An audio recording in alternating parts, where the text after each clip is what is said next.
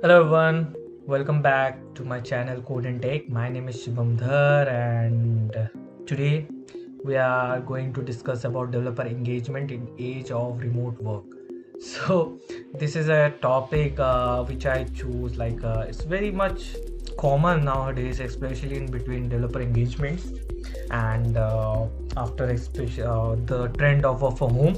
So let's start it and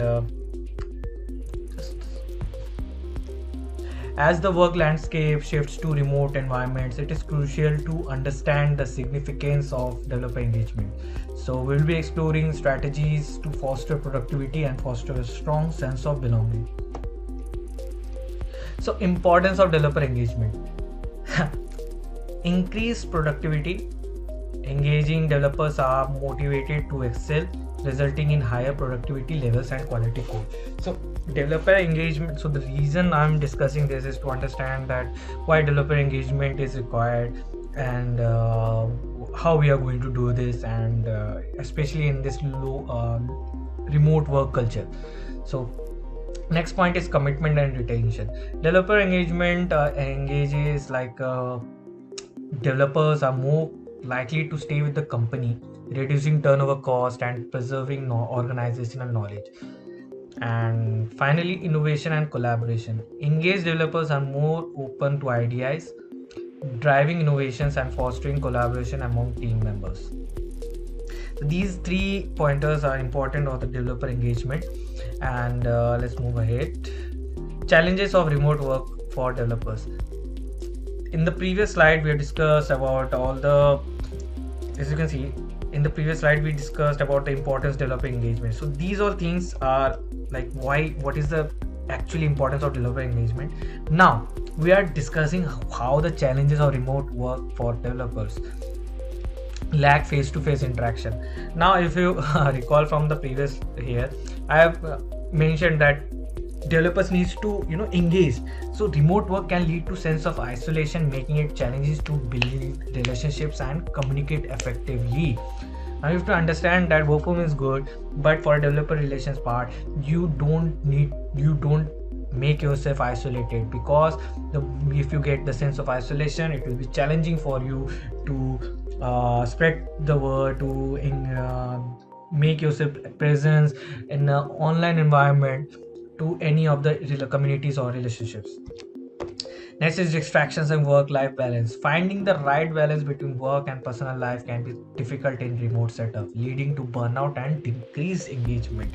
People often get lost between the work-life balance and distractions. If you're working as a developer relations, you should know that your engagement should be at a pace. You cannot be lost in the balance. Technical infrastructure. Reliable internet connection and access to necessary hardware and tech support are vital for developers to thrive in remote work environment. If you are in a developed area, then it's okay, it's good for you. But if you are not from a metropolitan area and you are doing a work from home, you need to think you might be facing challenges related to your technical infrastructure, due to your locality, due to your the whole environment. Strategies for fostering engagement in remote settling. Now that we have understood why engagement in developers is required, and what are the difficulties in remote working, now we'll be discussing about strategies for fostering engagement in remote settling. So first thing is regular virtual meetings.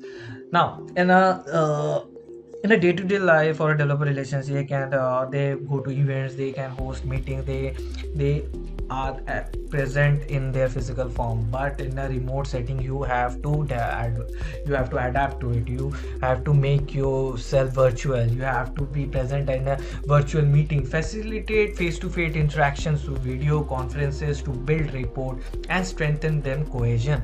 Now it is like a way where you do interactive sessions with the people to create the engagement and let them know that yes, this is on track, this is how you work, this is how it is going to be. This is all about team strengthening and understanding and building a whole rapport. Next is virtual water cooler. Now, create a dedicated channel or platform for non-work discussion, fostering camaraderie and social connections among team members.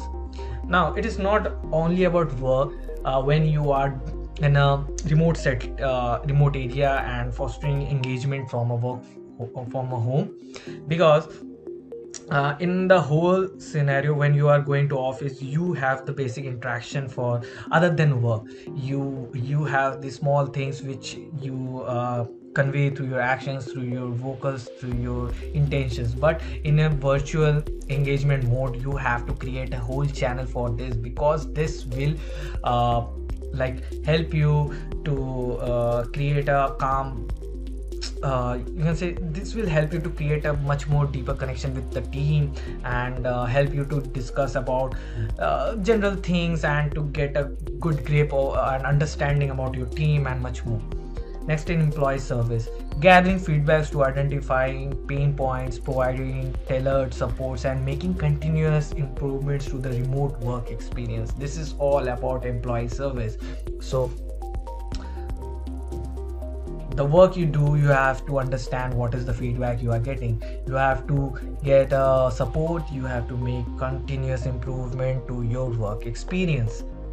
Next is effective communication and collaboration tool. Now that we have talked about, yes, collaboration is much and collaboration and communication very much crucial. It is very much important for engaging the developers and moving ahead with your developer relations journey. Let's talk about few tools for this effective communication and collaboration. First is video conference. Of course, you know about it, enabling face-to-face communication, visual cues, ensuring seamless collaboration and effective information sharing. So video conferencing is like you will be seeing that most of the time the people of company are there on the video conferencing from the different parts to share their what you have done, what they are collaborating, what is their updates and what they are going to do next. So this is like sharing your details and understanding what others are doing and sharing of much more information at a very ground level. Next is project management tools.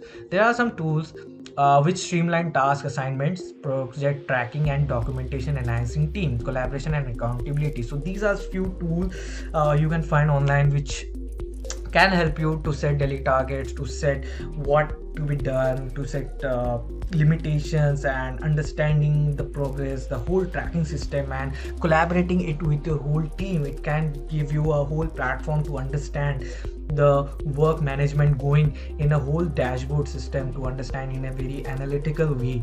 And these all can be done with the few project management tools. Next is virtual whiteboards. So this is like if you are discussing about upcoming webinar, upcoming session, you can like do a brainstorming session using visual collaborations and idea sharing, promoting innovation and team creativity on a whiteboard or on a PPT or in a presentation format. And anyway, finally, team communication platform. So I personally use Slack too. So it facilitates real-time messaging, quick information exchange and seamless team communication across different time zones. So team communication platform can be done on any on any platform where there is a to and fro information sharing, and it has been noticed that okay, the break is not there, threads have been created, people are able to guide or navigate through the previous messages, and all are totally totally categorized so that it is benefiting you to understand the whole communication platform, like who is talking about what, under which channel and under which integration, under which situation. So this is also a very good tool for communication and collaboration. Next is promoting work-life balance and well-being. Okay, so this part is like a very this part is like on a very individual manner, on individual environment. So flexibility, our flexible Our flexible works hours and encourages breaks to promote work-life balance and reduce burnout. So the work-life hours should be flexible, and it should have breaks between to promote work-life and reduce the burnout. Next is wellness programs. So if you are into fitness and you are doing it, that's very good. But if you're not, you must understand implementing wellness initiates like virtual fitness challenges or mindfulness session to support mental well-being. So you have to be well in your mind to work well in your work. Next is emotional support. Providing access to counseling services or create safe spaces for employees to share their concern and seek supports. Next part is recognition and rewards for remote developers. Now, in this video up till now, you understood that all the developers are driven by their engagement, by their their ability to work more, or their enthusiasm and much more. So this need to be rewarded and recognized, especially for remote developers, because they are not there in front of you to get a direct response from you. Excuse me. So virtual shoutouts. This is like if someone is working on some project and it is done, then you can give a shout out, like recognizing team members' achievement publicly through virtual channel to foster a culture of appreciation and recognition. This boost up the morale, this boost up the work with the team, this boost up the work with the whole management. Next is performance bonuses. Now, you also know that implementing a transparent bonus structure based on performance matrices to incentivize remote developers and reward outstanding work. So this is also a very crucial part for remote developers. Like you can provide them a bonus structure based, so that they can have their enthusiasm ignited and work day and night, or they can just give out a very good output. So this can be used by the company. The organization will understand that yes, this output is helpful to us, so we need to incentivize this person. Professional development, providing opportunities for skill enhancement and career growth through online training program and certification. Now, the very crucial part, which I personally believe, is that personally people should develop themselves, and they should be provided development growth opportunities in their career growth field, in their technical field, in their programming field, in their certification, and much more. Finally, team building activities. Now, organizing virtual team building activities to enhance collaboration, strengthen relationships, and boost morale. With this, we come to the end of our final presentation. Best practices for maintaining developer engagement in age of remote work. So finally, this is the part where developer relations will understand that after going through all the necessities, all the requirements for developer engagement, for developer needs, for lacking what is there in the remote work culture, what is required to enhance remote work culture. Now the best practices for maintaining developer relation engagement.